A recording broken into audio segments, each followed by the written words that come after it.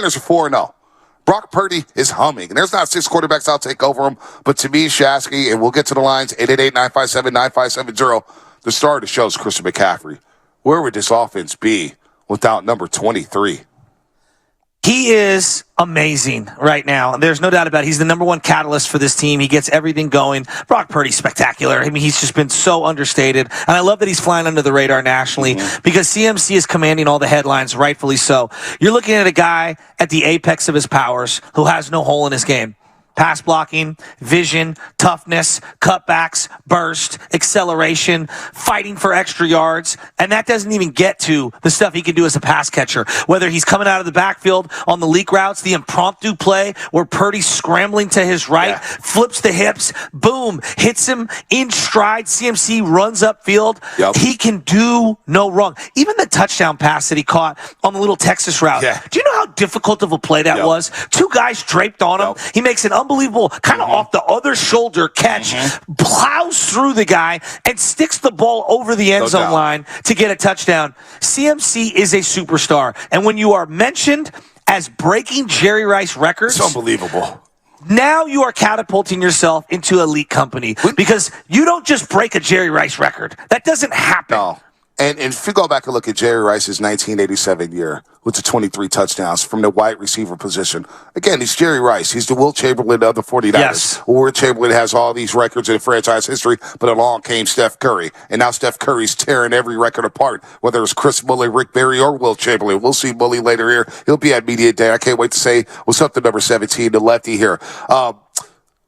To score touchdowns in 13 straight games in this offense with all the weapons that they have, and George Kittle and Deebo Samuel, Brandon Ayuk, not only is that impressive, but I think it's more impressive the fact that he's had 100 scrimmage yards in each of the first 4 games and a touchdown. He's the first player in franchise history to do just that. So when you break a Jerry Rice record and you take this offense to another level where we talked about the magic number being 30, and I get what you were saying, Shasky, in training camp, like, Bonte, you realize how hard it is to score 30? Yes, I do. Last year, Philly and Kansas City averaged 29.9 points a game, and they were prolific offensively. But I look at Shanahan alongside all the weapons that he has, and I'm saying to myself, they can do this. They can do this because he has a point guard, not like Penn State, R.C. Davis.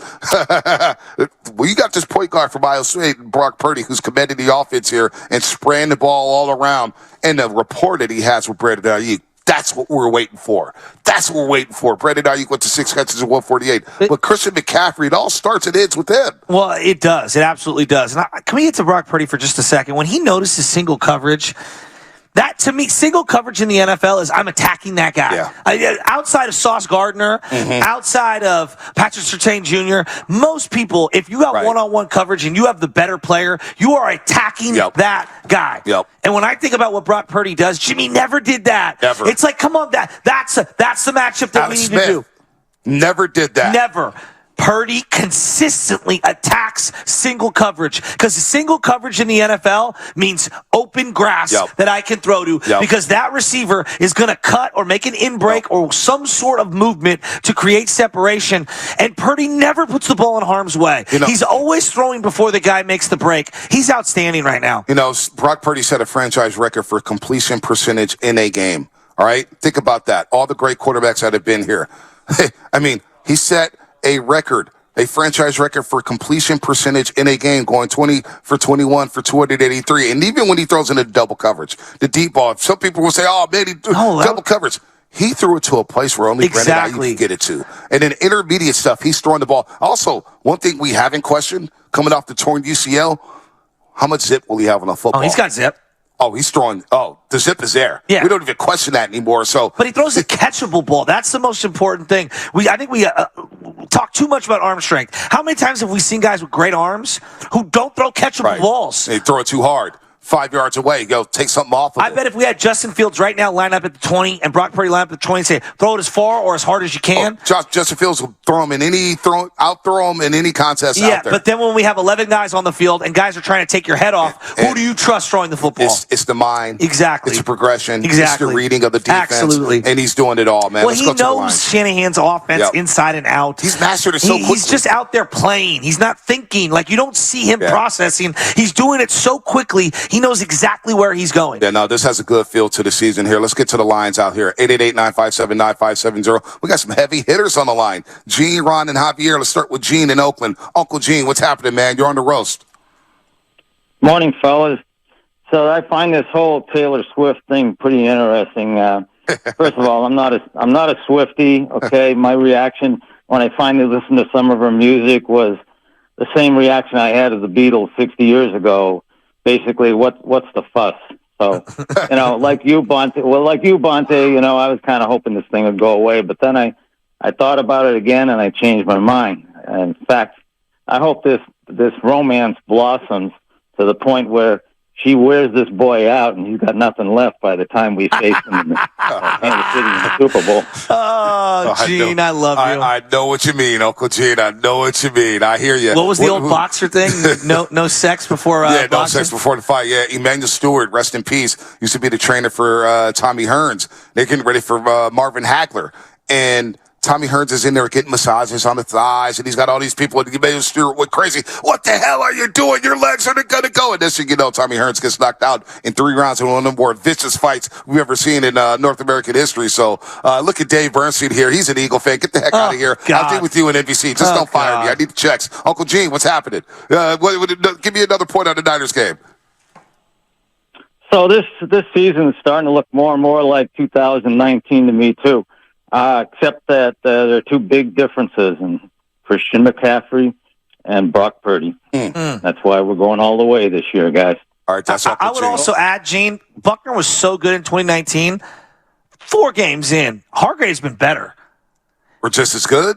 He's been better. He is in the backfield on every play. And Debo's a better version of that Debo in 2019 because he knows the game. And you didn't have Ayuk. And you didn't have Ayuk. Yeah, He's a much better version of what Emmanuel Sanders were at that point. Now, Kittle, maybe there's a little regression here. I don't know. I think Kittle, he's waiting to erupt. This is a great problem to have. They haven't even got George Kittle involved in the passing game. In the run game, he's been a monster. A monster. They're running the ball at anybody, through anybody. But in the pass game, it's a matter of time before George Kittle gets involved and gets implemented. And he has a monster game going 6 for 148 in the touchdown. The only time I can remember them acquiring a defensive lineman who's been this good, this quickly, is Justin Smith. Yeah, and it took a while to see Justin Smith because I don't think he had the sack totals. No, he didn't have sack totals, but you could tell he was a great player because he commanded double teams. Like you could just see it right away. Like he was a butt kicker. You know what I mean? And I look at Javon Hargrave, very different player, Yeah. And he's asked to do different things. One was a 3-4, this is a 4-3. He is in the backfield. If you go guard on him, one-on-one, he's winning. He's winning. If you go center on him, he's winning. Yeah. You have to double him. Yeah, no doubt. No doubt. Let's go to Vacaville. I haven't heard from this guy in a while. It's the great Javier. Let's go. Javier in Vacaville. What's happening? How you guys doing today, Mr. Shasky and Mr. Hill, primetime media day member? How are you? Hey, Javier, don't do that. I like the way you say Mr. Hill, but there's a little condescending tone to that, Javier. Be careful. Get him. Oh, relax. Now, like I was saying, the 49ers have a plethora of doubters that range from all the way to L.A. up to the sunny side of Philadelphia, if there is a sunny side. Now, what I want to know is when the Niners are talking about Super Bowl aspirations, I just don't understand how nobody outside of our Northern California range recognizes that we are the best team in the NFL. In my adult football league I play in, I argue with Eagles fans, and they just think because they talk louder that they're somehow right. I said, we have the number 1 rush in the NFL. We have the second best ranked defensive rushing front 7 in the NFL. And we're top 5 in pass defense. And we have a quarterback that's making $840,000, and he's throwing 21 passes and having 1 incompletion.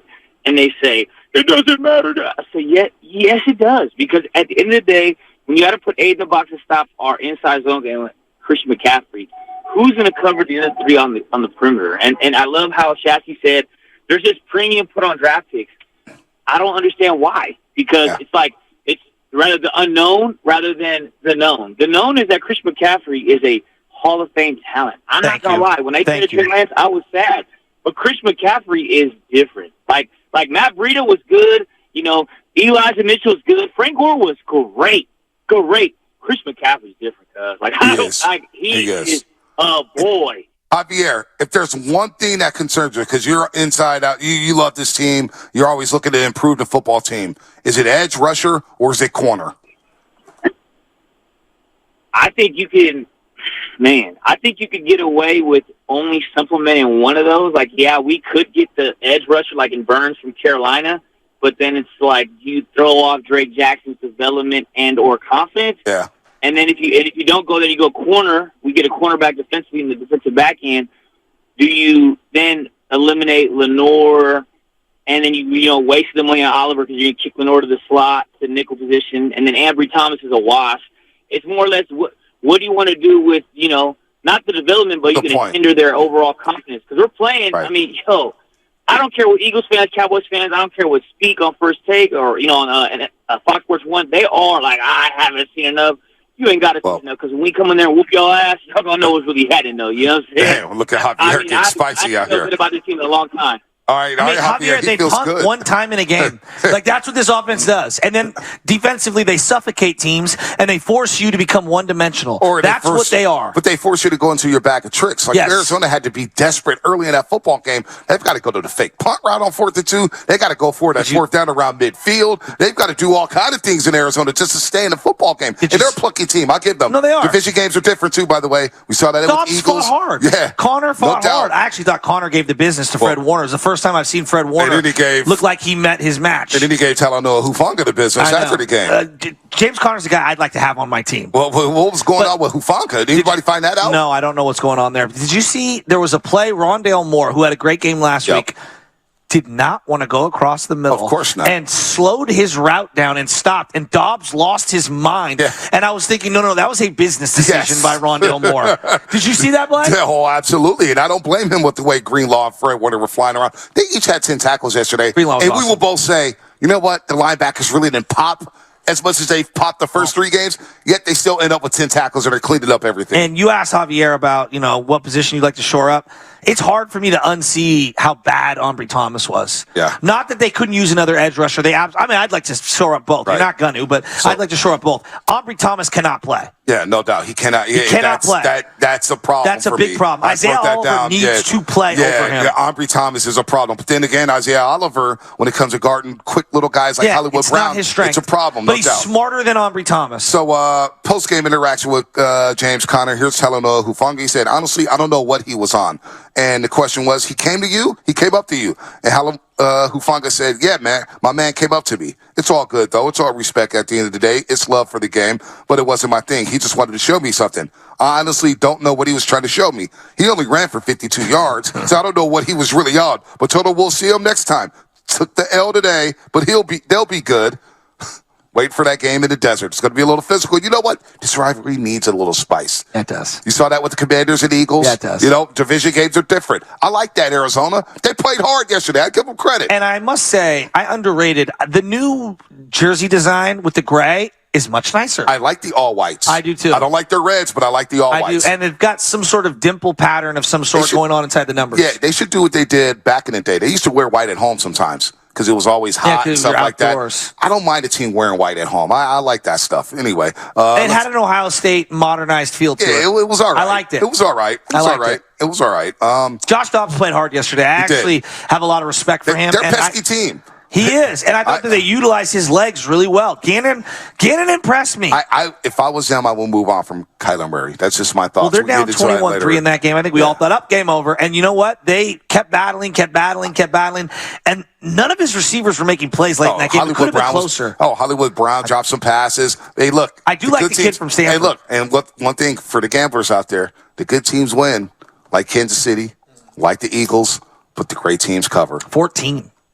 Covered to 14. Now it came down to the last two plays. I know. I laid off it. Yeah, no, you should have. I'm glad you did. You're learning something, Sasky. You're learning something. Let's go to Ron and Hayward. Know when to fold. You already know who this is. The truck driver, Ron. He's in his truck right now. I don't know who this is. The Major League Baseball playoffs because the Dodgers are going back, even though they're going to fail again at some point. Exactly. They're not winning no World Series. Ron, what you got? What you sipping on? What type of haterade? What flavor today?